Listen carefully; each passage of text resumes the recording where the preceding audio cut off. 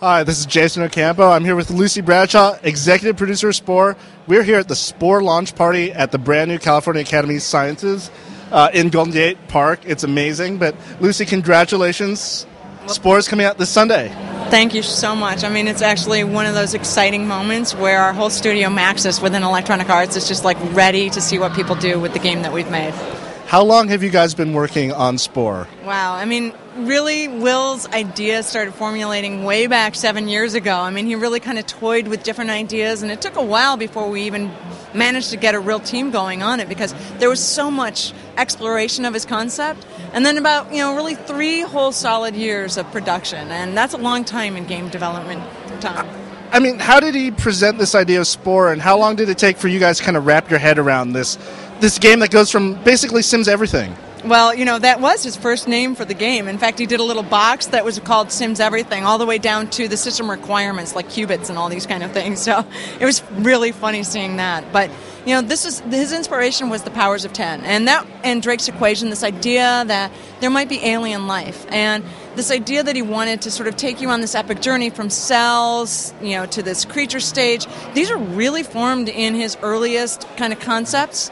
But he really explored a lot of the sort of nuances of what he wanted to bring to the fore, all the way from mimetic evolution to autocatalytic, reactions. I mean, we were kind of like, whoa, where are we going to go with this one? So those early prototyping stages did culminate in a core concept, which really is true to what the game is that we're shipping this week. Spore's kind of many things, but I think one of the most exciting things that people have been here talking about is it's a gateway to science, but it's a gateway to science that's fun. Yeah, I mean, one of the things is because Will is just this voracious reader and he's been always intrigued by space and science and wanted to expose that to players. So the game's a game and it's really fun to play. But in the course of playing it, you really do find yourself asking the question of, how are you going to adapt your creature to sort of take on, its ecosystem? What kind of evolutionary choices are you going to make as a player to help that creature survive? And then, what happens when you take on its cultural evolution? How does it fit in the context of the overall galaxy, and how does the galaxy form? And what about that distance and time that, alien races are separated by one another and these types of things? So it has all those questions embedded in it, and at the same time, it's really a game that's kind of fun to experience. It's this we call it almost a software toy. Yeah. Did you guys feel like you have college degrees now and all this stuff after researching and doing all the work?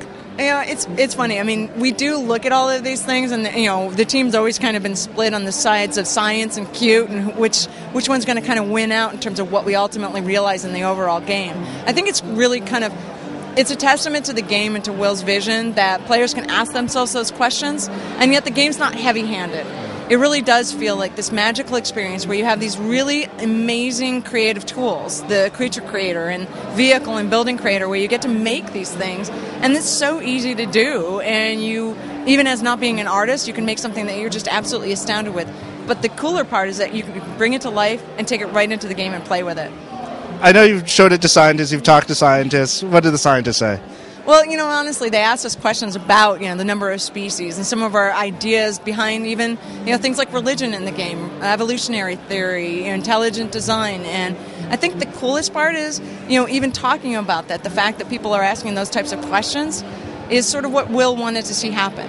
He wanted that people that, brushed up against Spore, that really kind of played with it, started to ask themselves those questions. And if it inspired anybody to kind of take that next step and question further, that's really, something that he would just be elated with. And I think, that vision at its start and then the execution of the game as a game and this sort of really kind of creative experience allowing players to tell their own stories, that's, I'm so happy that what we have going out to, the public this week is something that really did culminate as well as it did.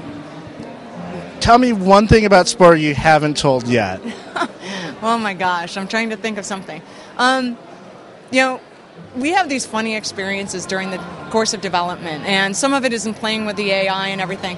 There was, a time when our tribe experience was just hysterical because we had amped up all of the creature AI, and they just fight each other like crazy. So you go off to these nests, they would fight for food. But it was like a little college food fight. Where, I was going to say it's more like kindergarten. Each other. Yeah, I mean, it was crazy. So there was a time where just exploring the planets and seeing what was happening with the AI was just an hysterical experience. Now, one of the things that you do when you're actually working on AI is making sure that it's fun for the player to play and not just the computer to play. But for a while, it was really fun for the computer to play. Who do you think is going to be playing Spore? Who do you hope is going to be playing Spore?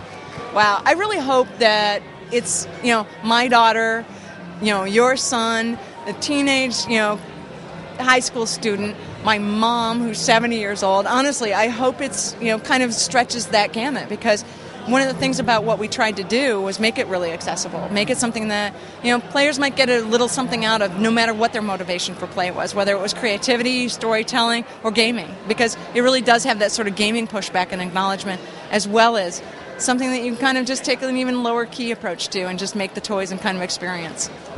Where can you go with Spore from here?